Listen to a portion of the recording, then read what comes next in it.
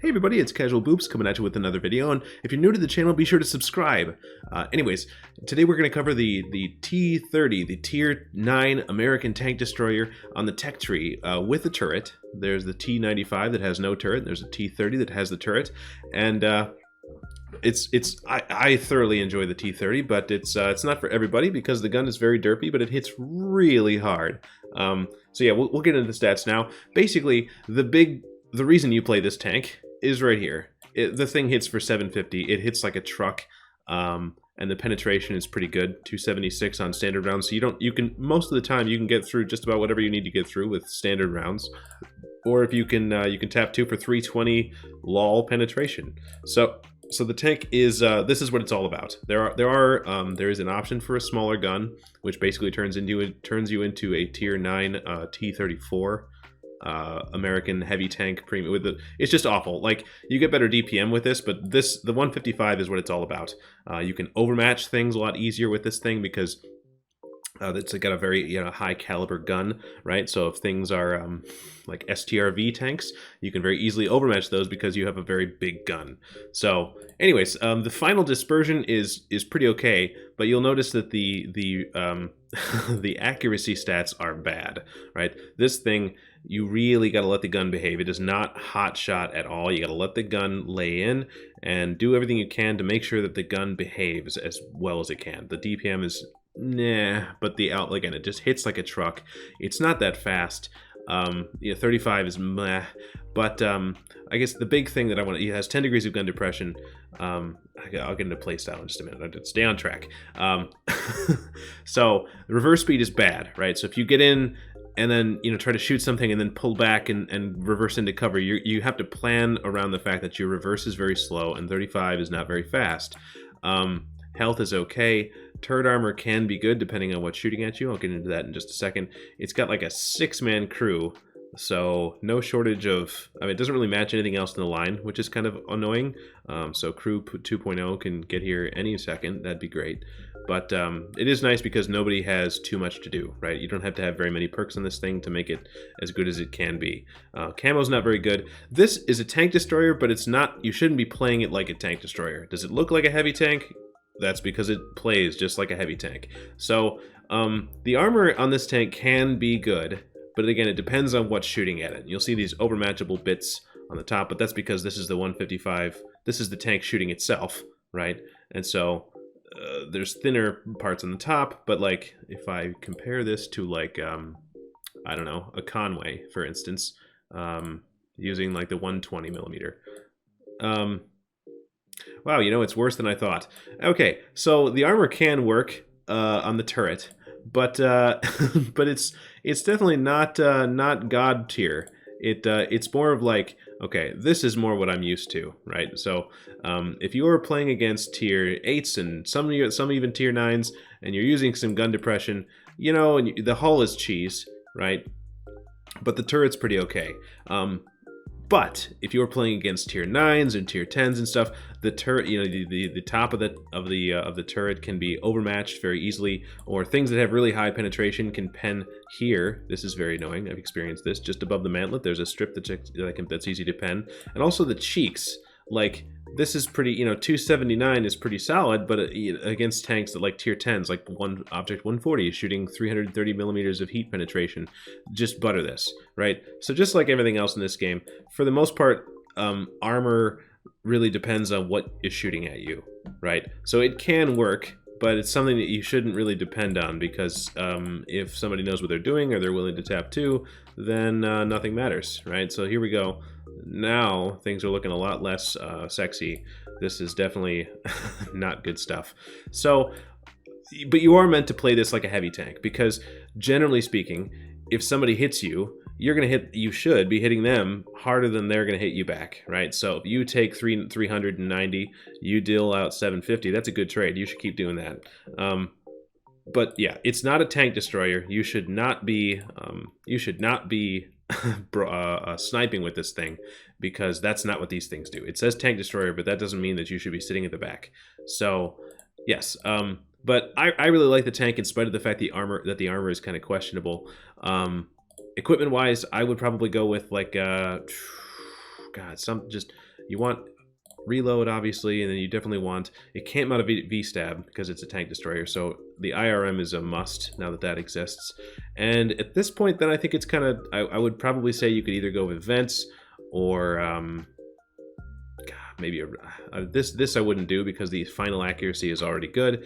I guess it would be either vents or a gun lane drive, right? Would be the best option.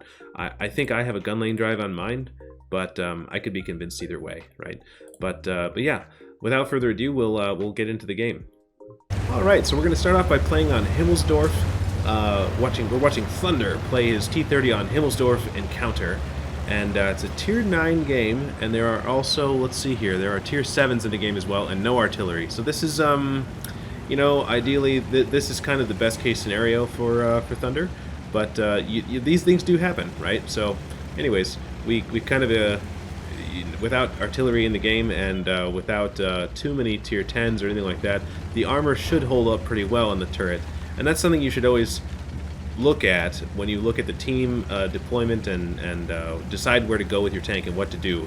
It's definitely, you know, what tanks you expect to face should dictate how you want to play, right? If there's a bunch of tier 10s and a bunch of tier 10 tank destroyers, then I would probably play a little more conservatively with my T30 because you know that you can't just go out there and dare them to shoot you because you'll have a bad time, right? But if there's a bunch of tier 7s like this, then you can be a lot more aggressive. In fact, you are obligated to be a lot more aggressive because you're the tier 9 that's got to carry the game, right? You are one of a few tier 9s in this game, and so you are, you know, anytime you're top tier, you have more weight on your shoulders, so to speak, because if you make a mistake, then and you know, like get yourself killed, then there's more likelihood that the team will lose because of it. So Thunder is top tier, and so he's going to go right to the front and slap people with his big, stupid gun. So, here we go. Let's see if we can make this... Yeah, chunk.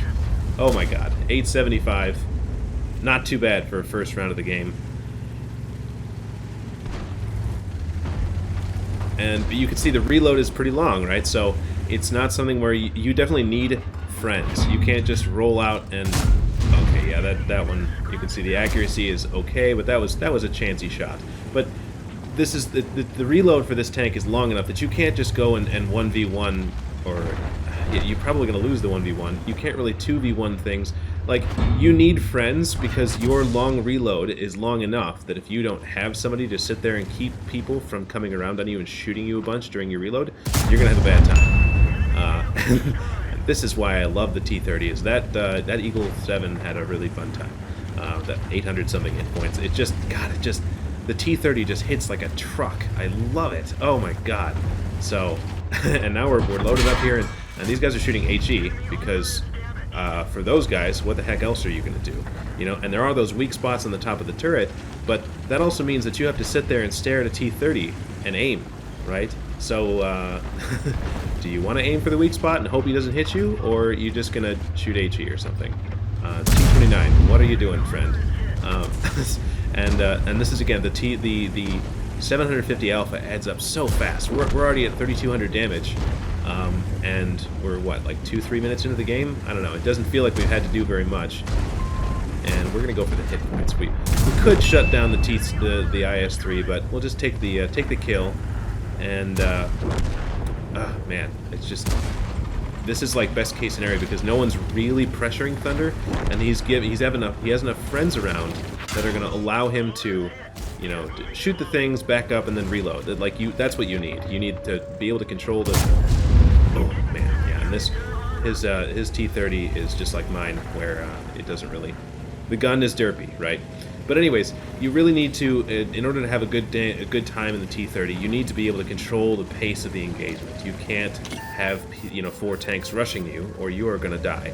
So, luckily that's what happened here in the beginning of this game, and now Thunder has a problem. So, there are now 3 tanks that are coming this way, and Thunder's not fast enough to run off. That IS-3 totally messes it up, but now these guys are now, they know that Thunder has a long reload, and he's by himself against 2 tanks. So... What do you do? Oh my god. Okay, so Thunder physically stops that Progetto from going around him until he's loaded.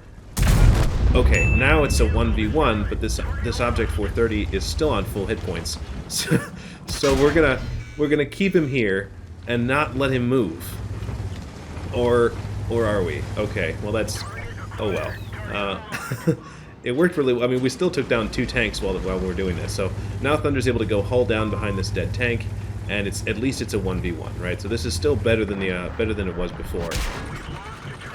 Thunder baits a shot from the 430 into his track, and doesn't have a repair kit, so must not have a repair crew, and that's unfortunate. If he did have a repair crew, I think he could probably very easily have... my God, it hit so hard. He could have probably poked out and shot him before the 430 was loaded, but this works too, right? We're still keeping this 430 from shooting you, and honestly, this 430 probably should have rushed Thunder, because now Thunder's loaded again, and here we go. Oh my God. So luckily we got just enough help from the Lanson. I think it's a Lanson down there helping us out, and so 5,800 damage and 4 kills, and we survived basically I mean, it was a really bad 1v3, right? If those guys would have run in some kind of an organized fashion, then Thunder would be totally down. But because they ran in one at a time-ish, Thunder was able to stop them long enough to basically turn it into a series of 1v1s that he was able to pick up the win for. So, I guess he hadn't won yet, but, you know, definitely able to clean up in a way that kept him alive and in the game, and just able to keep the gun hot. And there's still lots of dangerous tanks, lots of hit points left to farm in this game, so it's not over. And I think Thunder didn't want to go down the ramp because that E75 has 1,100 hit points, and that means that Thunder would be going straight into another Tier 9 that has way more hit points, and he's a one-shot. So if he went down, he would have probably died. And now we can do that. And easy fires. Thunder has obviously outplayed that T95, which is why he was rewarded with this fire.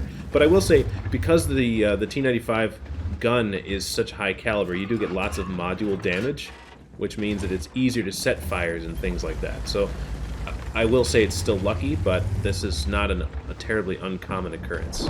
So T95's gotten himself in a bit of a crossfire, nothing really to do about that. And now there's an E75 that's on 744 hit points. So Thunder should be able to take this guy out in one shot, but there's a chance he could low roll. So he's going to try to side scrape, and you can side scrape. You can, in this tank, you can bait the shots into your side, into your tracks. And we're just going to wait, because he was last spotted coming up the hill. Oh, and here he's spotted by the Lanson. And what will he do? What will he do? Okay. Lanson's going to take some hit points. And we still don't want to run in with our faces because Thunder's still a one-shot, but... Okay, we'll snap the shot in and see what happens.